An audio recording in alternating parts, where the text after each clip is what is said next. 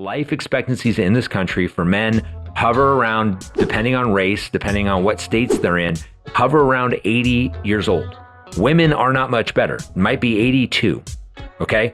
Just by buying a female doesn't mean that you're gonna see them living all the 90. And then people always say, well, you know, my grandma's 92. And I go, yeah, we would have never bought her policy. We're not just buying generic policies.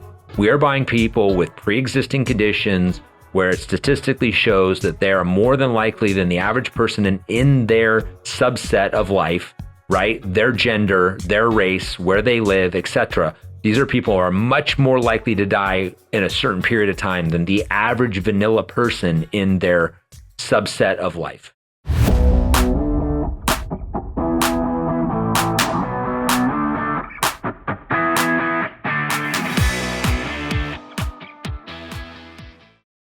Hello, everybody, and welcome to Truly Diversified, the show where we look at alternative investments, ways to make money outside the stock market, and at the same time, how to outpace inflation by not shoving your money into those snugly safe approaches, those CDs, those annuities that, yes, you can sleep at night putting your money in there, but you wake up 3 years later not sleeping at night because you hate the returns.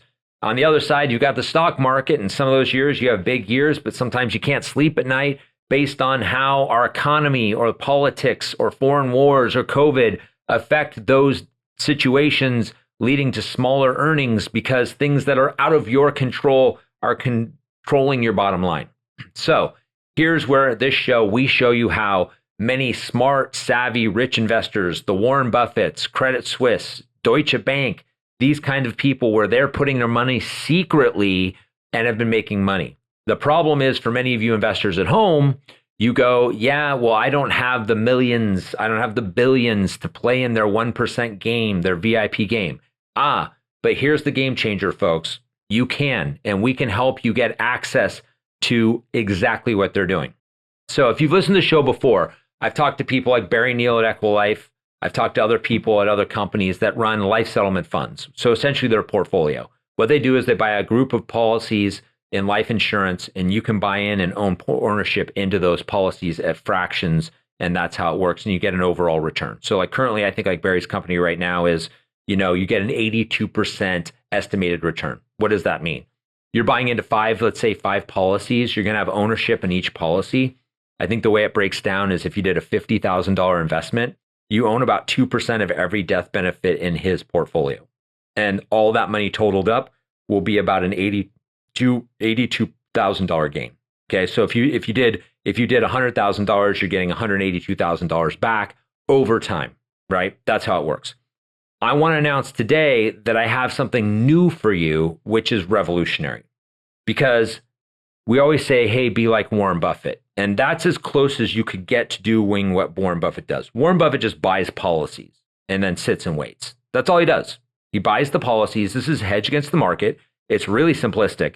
He goes out there, has a company, they buy up tons of policies, sit and wait, and when these people pass away, they get paid, and then they can figure out their APR afterward. There was a study done by the, I think it's the London School of Business in England, obviously, that showed that those types of investors were averaging double-digit returns doing this kind of situation. So a great hedge against the market. They're getting double-digit returns without having to put money in there. So when the market goes sour, Warren Buffett can rely on his life settlement portfolio, right, to make up for those losses. In the years that he's doing great in the market, this is just cherry on top. He's making more money. So it's why you got to wonder, why has Warren Buffett been doing this for decades? Why is Credit Suisse doing this? Why are other large financial institutions doing this? They're doing it because it gives them a way to make decent returns. But the other thing that they love about this is, if you know anything about secrets of the rich, it's that they like to hold assets themselves. So for the first time now, I have figured out how to do that for you. You can now own the direct asset, as in you can own a policy on somebody directly. The problem in the past is that Warren Buffett or anybody else who had this big money, they could go throw millions and millions and millions of dollars at buying up all these policies, something that most of the average investor obviously doesn't have. What you can do now through me and through my partners is be Warren Buffett on a smaller scale. So what does that mean? Well, you can buy smaller policies that I have access to where you're directly buying them. So You can go with the Equilives of the world and put their money in there and you get 2% of a bunch of different policies for a certain return. But if you do it the exact Warren Buffett way, you can buy out policies direct and your potential for earnings is double what you could get there. Okay. Because when you bring in a middleman like Equilife, which I have no problem with, I work with them, and you deal with all of the maintenance, all the extra expense, that's going to cut into returns and cost. What if you just cut out all the BS and you directly bought John Smith's policy, right? Well, when you do that, it's just you direct. All I'm doing here is being a broker. I set you up with the policies. You say you want to pay them. We get that money to the insured. You now own the policy. And then part of the deal is that we service that policy. I have a service provider I work with who has decades of experience that would then service that policy for you. Okay. So that's how that works, right? So what does that mean by servicing? That means they're going to put together the whole plan, make sure everything's legal, all buttoned up. Lawyers have looked at it. It's all good to go. Make sure that you own the policy, that you're the beneficiary of the policy. And then after that, they're going to monitor the insured, meaning that every month or so, they're going to make sure to see if this person's still alive.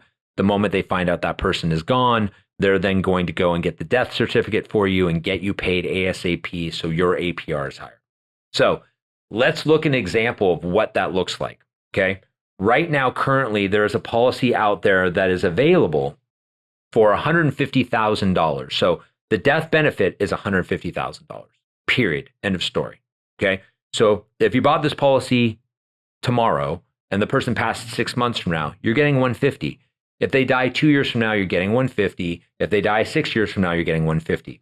I believe the age on this person's about 84. It's an 84-year-old male, plenty of health problems. By the way, we have the life expectancy reports, and we'll get into that. And if you want to know more about life expectancy reports, we did an entire show on life expectancy reports. So we give you the life expectancy report and essentially the full description of the policy. It is a universal life policy. That is what we buy. Those are permanent policies. No, it's not term. Okay. This policy was purchased by the original person, I think, maybe 20 years ago. So you understand that the 2-year contestability laws go out the window. I get people ask all the time, well, what happens if the person died of an accidental drug overdose? What if they committed suicide? They will pay out because those things are only when somebody who's bought their policy for themselves. If they do those things in the first couple of years, the insurance carrier can deny the claim. We're now talking about policies that have been owned for 20 years. So that goes out the window. So none of those types of things, the insurer can't come back and say, we're not going to pay because X, Y, Z. Okay. They're going to pay. So in this case, you know that that policy is worth $150,000. It's just when are you going to get paid? And that is when the policy matures. It's an 84-year-old with a 3-year life expectancy. Okay. So if we go off of the expectancies, which are pretty good. I mean, I would say a lot of the times we see them fall right in that position. If you don't believe that, listen to my previous episode where I talked to Barry Neal. This year, they've had 4 maturities, and 2 of those maturities fell right within like a year of when they expected. Another one came 3 years, came like several years early. One went on for an additional 2-3 years. So you can see the outside on what he did this year was the longest they had was go 2 years over life expectancy. One came early, I think, by like 4 years. And then they had all the other policies that matured this year were in that like 1 year time frame. So it's very, very safe to say that, you know, most likely this person is going to pass in that kind of window. Remember, they're 84 years old. So what we're saying is they're going to probably live to 87. If you know anything about life expectancies in general in this country, the average life expectancy for a male in this country is around 80, 81. So this person's already lived beyond that, and they have health problems, which we will show you in the life expectancy report.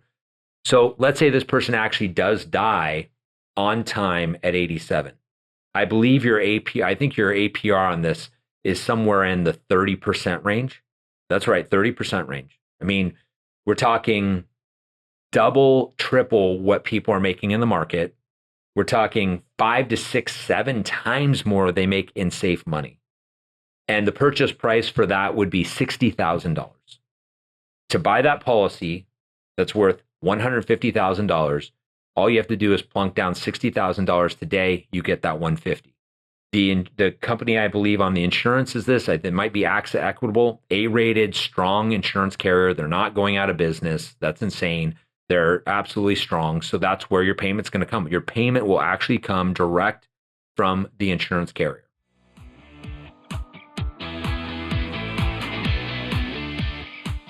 Stop gambling your retirement future on the stock market. I've helped many investors just like you make millions of dollars with double-digit returns without placing one single penny in the stock market.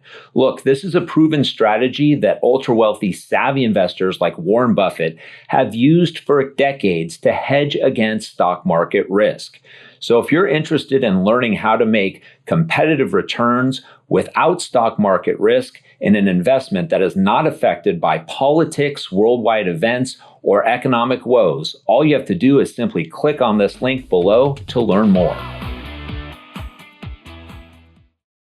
I've got another policy also available for somebody who might want to enter into a higher range.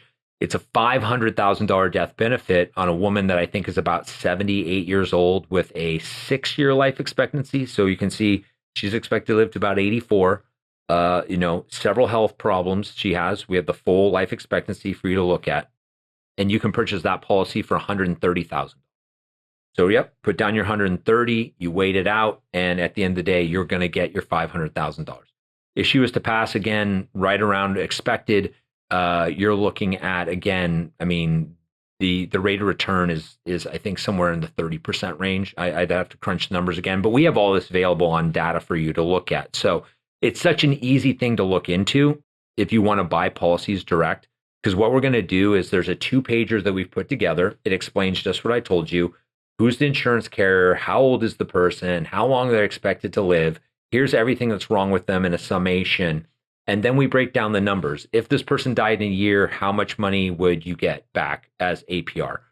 Year 2, year 3, year 4, boom, boom, boom. We take it all the way out. Like, what if they lived twice as long and you're still going to see you're profitable, right? You're still profitable in both of these situations, that if these people lived, twice as long as expected, 3 times as long as expected, which we've rarely ever seen that, that for you to lose $1 in either of these policies, these people would have to live very, very close, if not over 100 years old, right? That's just for $1. So if you bought that policy, say, for $130,000 and you've got the $500K, for you to actually lose $1 of your $130,000, which, by the way, if you had a bad day in the stock market today, you could have lost that money, is that $100,000 for you to come back and say, Ben, this is the worst idea I ever made because I got paid back $129,000, which means you just lost the earnings, right? You didn't lose your butt. There's everybody out there I talked to is invested in things where they lost every dollar they invested. This would be losing $1 of what you invested. These people would have to, in that case, I believe that person would have to live probably close to 100 years old.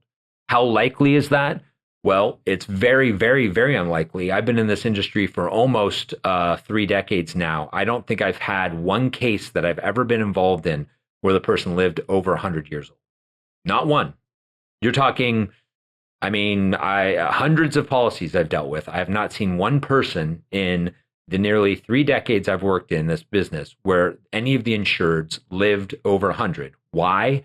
Because they were, say, 80 years old with a 4 to 6 year life expectancy, meaning that they thought they would die at about 84 to 86 years old, and they have health problems, right? Think about that. They're going to have to live another 16 years beyond life expectancy. It's possible, but it's almost theoretically improbable, right? And in this case, that's what you would need to just get your money back. So we can't use guarantees on this show. We can't say it's safe because we don't know when people are going to die. But if you look at the mathematics, and what I say to anybody in here is, sit down with me for 10 minutes and I can show you exactly how this works. Then when you work out the numbers, it is a great investment to buy direct asset in this case, because you have all the upside and you have all the time to get that upside. And we have had early maturities. We've talked to Barry Neal on it on here. He had a round, I believe, just this October. Think about this, Ed. If you had bought this policy, it was a $3 million policy. $3 million. And I believe the life expectancy was around a 9, maybe 10-year life expectancy. And the person passed in 4.5, 5 years, half the time. If you owned a policy like that directly here, your APR on this would be in the 40, 50 percentile. Ridiculous. And we see it all the time. This year, he's had 4 maturities. 2 of them came early. One I just explained, like literally in halftime. The other one was 2 years early. The other 2 maturities, they had one hit right on the number. I mean, it was like just a couple months difference from what they expected. And then the last one was a 3-year life expectancy on a guy, and he died in 6. And the client still made about 7% on that round, right? So on the low end, he had the 6 to 7%. On the high end, he had people making phenomenal returns. He's had cases 20, 30, 40% APRs. But here's the deal. That's including if you bought into a fund. If you buy direct, you're going to make even more money. So this is something you need to look into. Very simple. We have access to policies. We can sit down with you. As you read, the reason I give you examples, if you want to start lower end and want to buy a policy that's worth $150, you can invest $60,000 tomorrow and get in there. If you want to invest a little bit more money, double what you're putting in, say 130, you can see you're actually making more, right? Because it's going to be 500,000. If you do the math, the smaller amounts you put in, you're going to maybe see a 2 to 2.5x return.